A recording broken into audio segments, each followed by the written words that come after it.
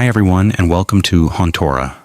If you're new here, make sure you hit that subscribe button.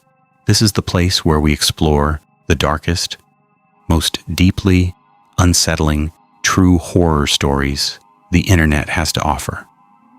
And if you've been here before, welcome back. Genuinely glad you're here. I want to say something before we get into tonight's stories, and I'm going to try to say it without making it a whole thing. This channel started as something I did quietly for a small group of people who understood what this kind of content actually is when you take it seriously. And somehow, without me fully realizing it, that small group became something much larger. I still don't know exactly how to hold that, but I'm grateful for it. Links are at the top of the description. Same as always. Everything you need is right there. Tonight I've got 2 stories. I picked them together on purpose.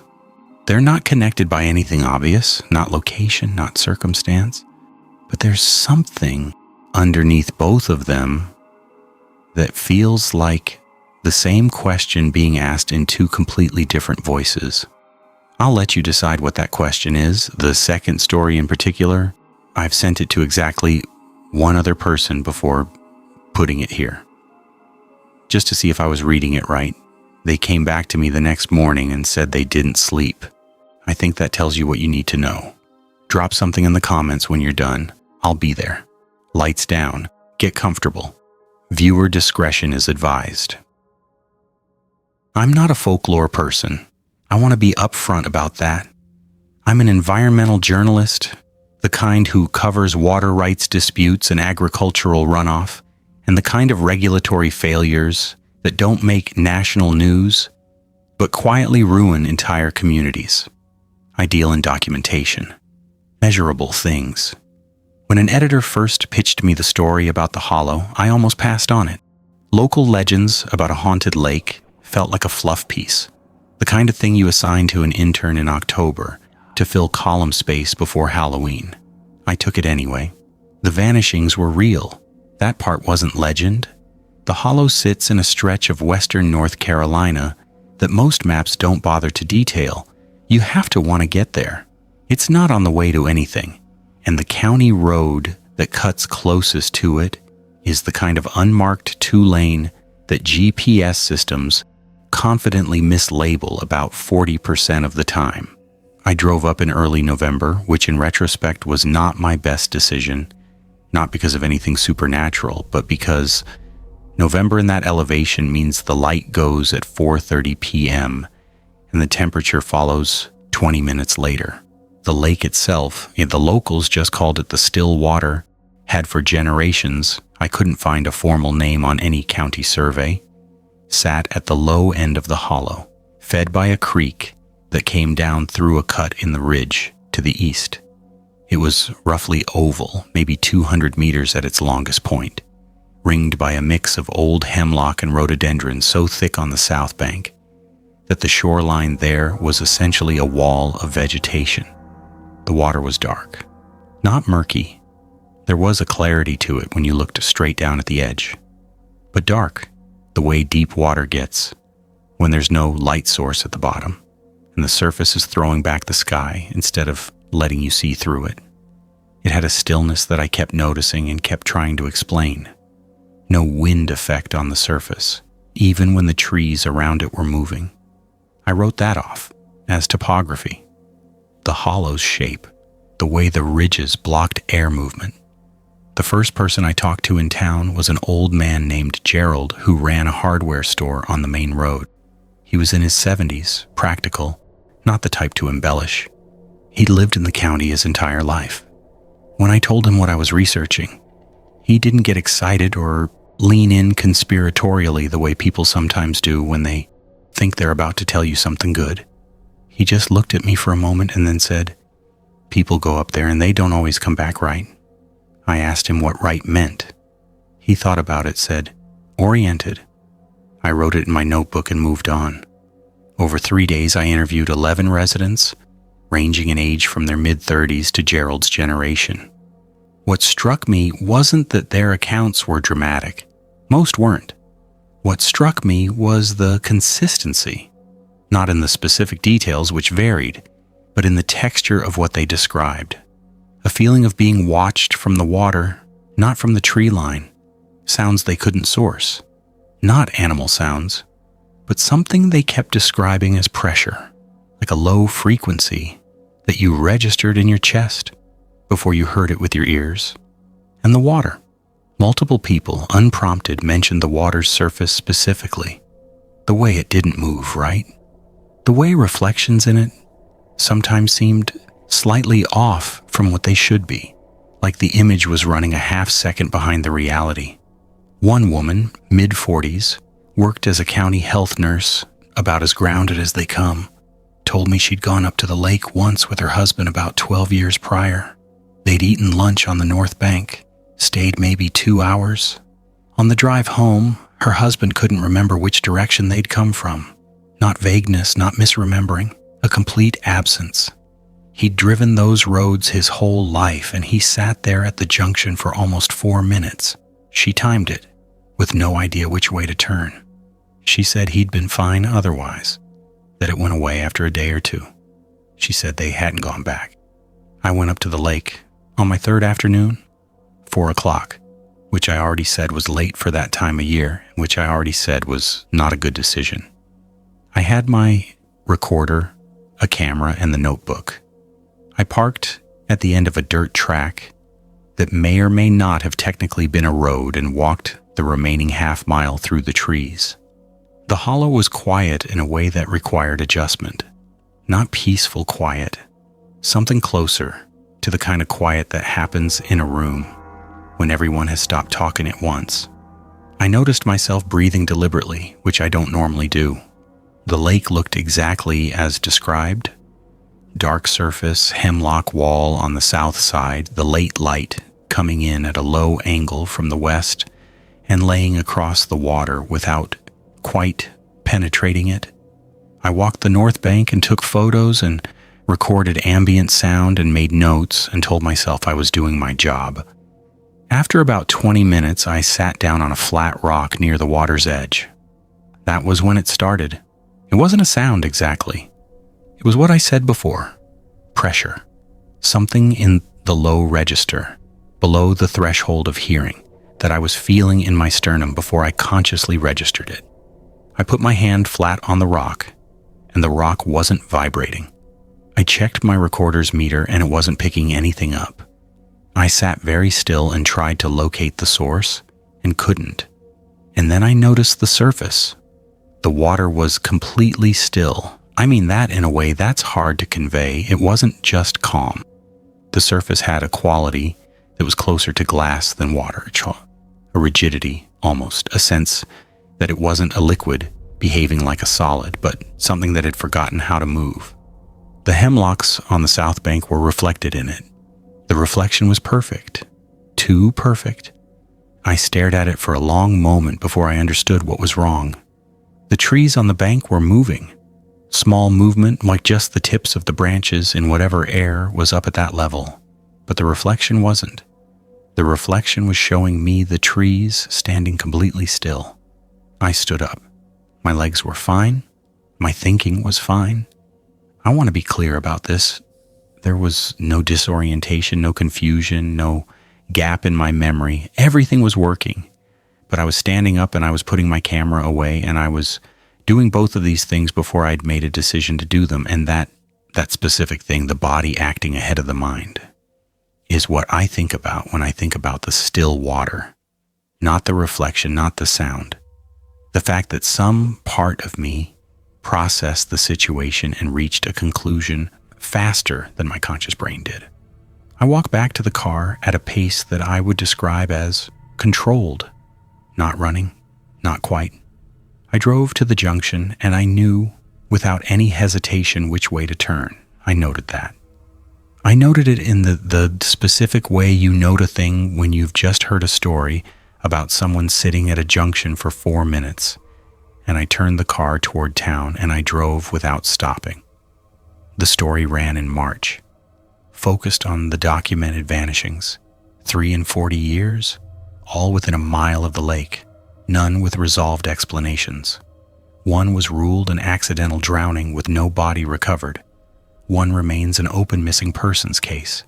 The third, a man in his 50s who went up to fish in 2019, was found 6 miles from the lake 2 days later, dehydrated and hypothermic, with no memory of the intervening 48 hours. He was medically cleared. The neurological workup found nothing. I followed up with the county sheriff's office twice. Both times I was told there was nothing further to report. A researcher at a state university I contacted about the possible geological explanation, some kind of low-frequency seismic activity, resonance from underground water movement, said it was theoretically possible, said it could explain disorientation, auditory disturbance, even some visual processing effects, said she'd need to actually study the site to say anything more specific than that. I sent her my recorder files from that afternoon, the ones where the meter registered nothing. She listened and called me back the next day. She said there was something on the recording. Below the range, the meter displayed. She said she'd need to run it through a spectrograph. She hasn't called back since. That was 5 months ago. I still have the photos from the North Bank, and I've looked at them more times than I'd like to admit, specifically the ones where you can see the hemlock tree line reflected in the water, and in every single one, the surface is perfectly still. The last thing Gerald said to me when I stopped to say goodbye was not a warning. It didn't feel like one at the time. He just looked up from whatever he was doing and said, "You take any pictures up there?" I said I had.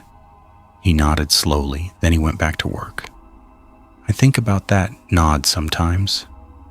The way it didn't ask a follow-up question, the way it landed like a period at the end of a sentence that had started a long time before I arrived. Like he already knew what I'd find in them.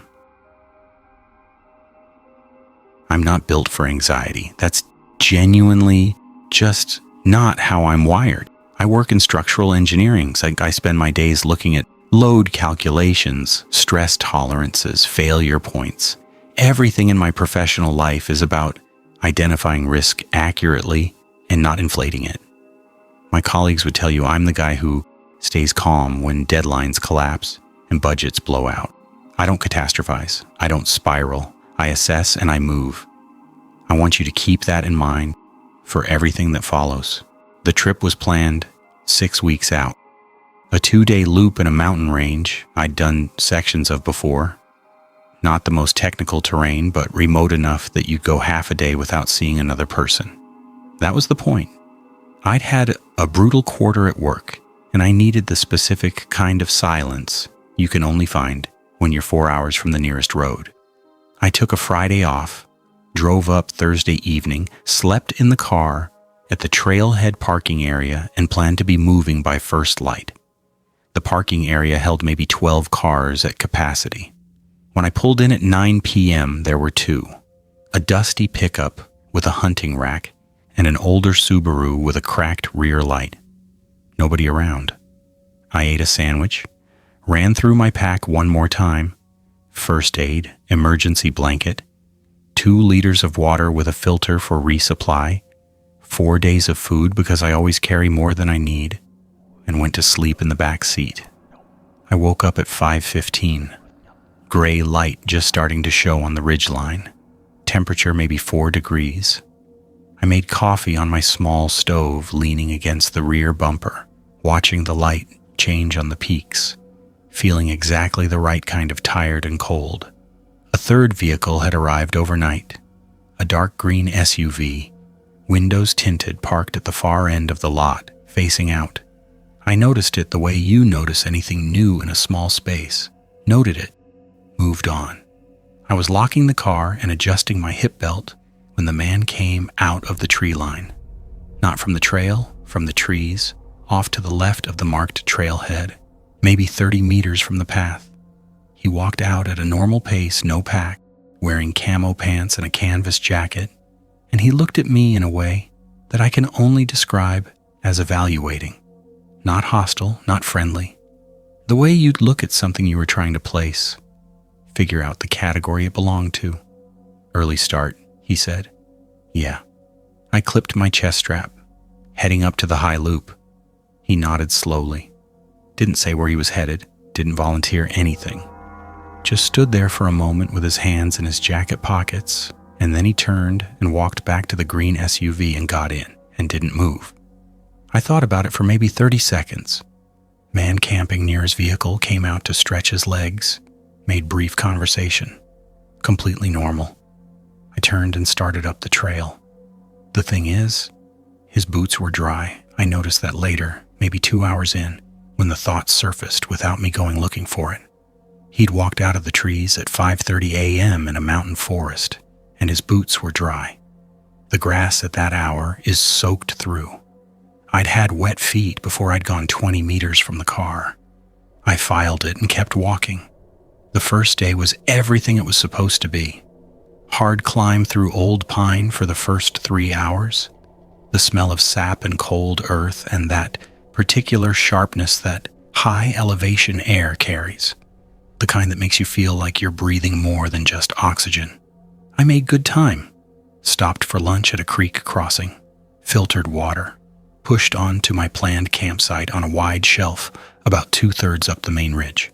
Set up, ate, watched the light drain out of the sky. By 8 o'clock, I was in my sleeping bag with a book. I heard them just before 10. Voices. Below me, downslope, maybe 300 meters. The sound traveled well in the cold and the quiet, but I couldn't make out words. Just the low register of male voices, more than one, and the occasional crack of a branch under weight. I sat up and listened, moving through the trees, off trail, getting neither closer nor further for a while, then fading. Hunters, I told myself. This range allowed hunting in the lower sections. Night movement was unusual but not impossible. I noted it the same way I'd noted the dry boots, added it to a mental column labeled probably nothing, and went back to my book. I didn't sleep well. Not for any reason I could articulate. I just lay there in that shallow, useless half-sleep, where you're aware of every sound and your body won't fully release. Around 2 a.m., I got up and checked the perimeter out of habit, standing in the dark with my headlamp off, listening. Wind, a distant animal in the brush, nothing I could identify. In the morning, I found a boot print in the soft ground at the upper edge of my campsite. One print, the heel of a large boot, deep, someone heavier than me, pressed into the dirt maybe 10 feet from where I'd slept, coming from above. I crouched and looked at it for a long time, looked upslope, nothing there, no continuation of the print on the rockier ground above. I took a photo and packed up fast. I want to be clear about the mental process here because I think it matters. I wasn't scared yet. I was alert in the way you get alert when the data stops adding up, when the load calculations don't match the observed stress. Something was wrong with the picture. I didn't know what, and I was moving faster than planned, partly because moving felt better than sitting still with that thought. 2 hours above my campsite, crossing an exposed saddle, I stopped to glass the terrain below with my binoculars. 3 figures, spread out across the slope below me in a loose triangle formation. Not walking together, but moving in the same direction at the same pace, with the kind of spacing that isn't accidental. 2 were in the tree line. 1 was on the open slope. All 3 were oriented uphill, toward me. I put the binoculars down, put them back up, looked at the one on the open slope more carefully. He was carrying a rifle. I lowered the binoculars. I turned around and looked at the terrain above me, the ridge, the drop on the other side. How long to the top? How long down the back slope to the fire road I knew was on the north side of the range from studying the map, a road that wasn't on the main trail system that connected to a county road 12 miles west. I did not run. Running burns energy, creates noise, and signals panic to anyone watching. I walked, quickly, deliberately, directly uphill toward the ridge. My heart was doing something I didn't enjoy. Not pounding, but a rapid, shallow rhythm that I recognized as my body redirecting blood toward the muscles and away from the parts of me that do calm reasoning. I kept my breathing even, counted steps, focused on the ground in front of me. I didn't look back for 20 minutes. When I did, nothing on the open slope. Checked the tree lines, couldn't tell, kept moving. I hit the ridge and went over it and started down the north face without stopping. The terrain was steeper than the map suggested, and I took one bad step on loose shale that dropped me onto my left knee hard enough to tear through the fabric. Didn't stop. Pulled myself up and kept the pace. 4 hours. That's how long it took to reach the fire road. 4 hours of moving through terrain I didn't know, checking behind me every 20 minutes, hearing nothing I could identify as pursuit, but hearing enough. Snapped branches below, once a sound that might have been a voice and might have been wind, that I never fully lowered my guard. I hit the fire road and walked west for 2.5 hours until a forestry truck came along, and I flagged it down. The driver was a contractor, nothing official. He drove me to a gas station on the county road. I used the payphone. My phone had been in airplane mode the entire trip. Battery mostly preserved, and called the county sheriff's non-emergency line. They sent a deputy. I gave him everything. The trailhead, the man with dry boots, the print, the 3 figures, the rifle. He listened, wrote it down, asked good questions, said the area had seen some activity they were aware of, and left it at that, which is the kind of thing you say when you know more than you're sharing. Nobody followed up. I called twice in the following month. The second time, a different deputy told me the case had been referred to another agency and gave me a number that rang through to a voicemail box that was full. My left knee took 3 weeks to heal. I've got a scar there now, about 4 centimeters, raised and slightly pink. I look at it sometimes without meaning to. I've gone over the timing more than I should have. The man at the trailhead, the position of the 3 figures when I spotted them, the spacing of their formation. Someone who knew mountain terrain would tell you that the triangle spread they were using is how you move when you're trying to cover ground without losing visual contact with a moving target. You'd need to know where the target was going to set it up right. The only person I'd told where I was headed that morning was him.